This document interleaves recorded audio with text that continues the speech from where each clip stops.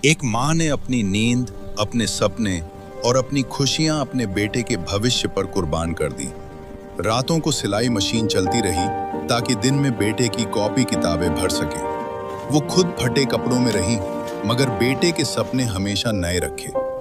माँ ने अपनी जिंदगी की हर सुबह और हर रात अपने बेटे को बड़ा इंसान बनाने में लगा दी। सालों बाद बेटा कामयाबी बनकर उसी दरवाजे पर लौटा जहां से माँ की दुआएं रोज उसके साथ जाती थीं। माँ के सामने खड़ा हुआ तो लफ्ज साथ छोड़ गए, आंखें सब कुछ कह गईं।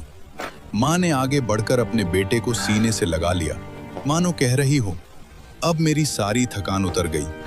बेटा फूट फूट कर रो पड़ा और उस लम्हे समझ गया, दुनिया की हर जीत छोटी है माँ की मोहब्बत के आगे। माँ आज भी जीत गई। जो मानते हैं कि माँ की दुआ से बड़ी कोई ताकत नहीं होती, वो इस वीडियो को लाइक करें और दिल से कमेंट करें।